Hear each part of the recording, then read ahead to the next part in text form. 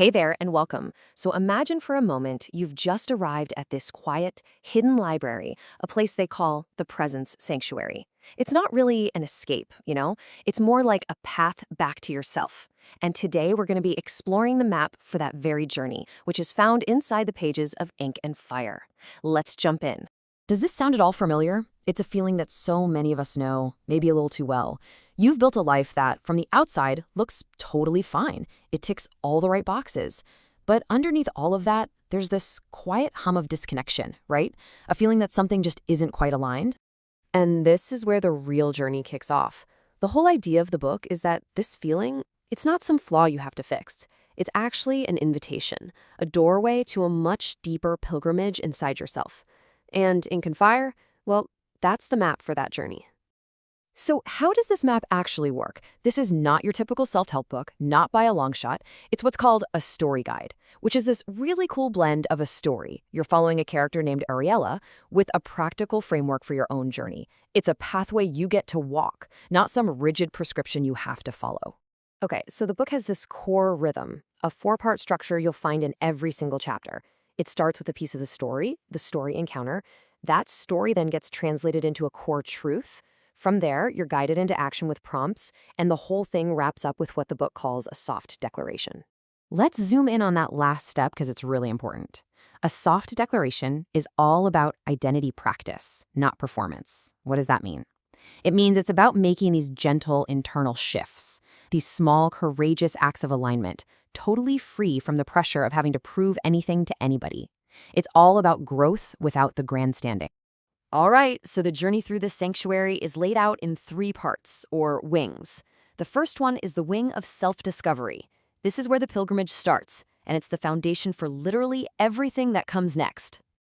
And the whole point of this first section is huge. Before you rush to fix or improve yourself, the focus is on remembering. It's all about building on the foundation of who you authentically are, not on some version of yourself you think you should be. So in this wing of self-discovery, you basically get to be a gentle archaeologist of your own life. You start uncovering these subconscious scripts you've inherited. You learn how to see questions as keys instead of threats. And you really confront the ways you've kind of edited yourself down to fit in. It's all about gathering those lost pieces and bringing them back into a sense of wholeness. Okay, so once you've laid that foundation of self-discovery, the map leads you into the second wing of the sanctuary. And this is where all that understanding starts to turn into conscious, deliberate action.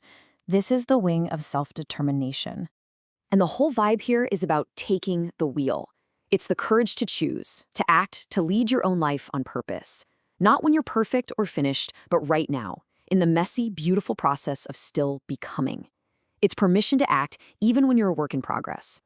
And man, this section is packed with these transformative spaces. In here, you learn how to confront your fear without shaming it. You get to practice taking ownership and courageous action. You move through this powerful refinement sequence, and you end up in a place called the scriptorium, where your intention becomes an inked practice, not just some fleeting idea. And this quote, it just perfectly nails the heart of part 2. There's this central fire chapter, but its purpose is made crystal clear. This fire isn't about destruction. It's about refinement. It's a controlled burn that's designed to clear away all the false labels and limiting beliefs, leaving the core truth of who you are totally intact and purified. So, after discovery and determination, it's time for integration. The final part of the map guides you into the wing of self-autonomy.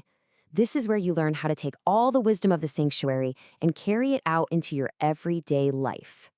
So the big question in this last section is, how do you make this stick? How do you live this newfound alignment when you're back in the real world? It's all about shifting away from needing that external validation, that applause, to cultivating this deep internal sense of rightness that just feels real on its own. And this part gives you these incredible lifelong tools. You learn to tend what's called a garden of boundaries. You use a chamber of discernment to make aligned choices. You walk a path of embodiment so this wisdom actually lives in your body, not just in your head. And all of this guides you toward the journey's final stop. So after all that, after walking through all three wings, through discovery and determination and autonomy, where does this map ultimately lead? I mean, What is the final destination of this entire journey? Well, the thing is, the end point isn't about becoming some brand new person. It's not a transformation into somebody else.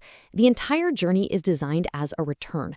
The destination is the ultimate restoration of trust in yourself, trust in your own inner guidance. And this is the most beautiful reveal of the entire map. See, throughout the story, your guide is this wise voice named Jael, but the final truth is that Jael was never some external person. She was the voice of your own soul, your own inner wisdom, guiding you home all along. And it's not just a plot twist for drama, it's the moment that self-trust is fully realized. And so we end with this really powerful instruction, a line that comes up again and again in the book itself. This journey, it isn't about stacking up more knowledge or information. It's an invitation to look deeply and to see your own reflection. The real question is, what will you see?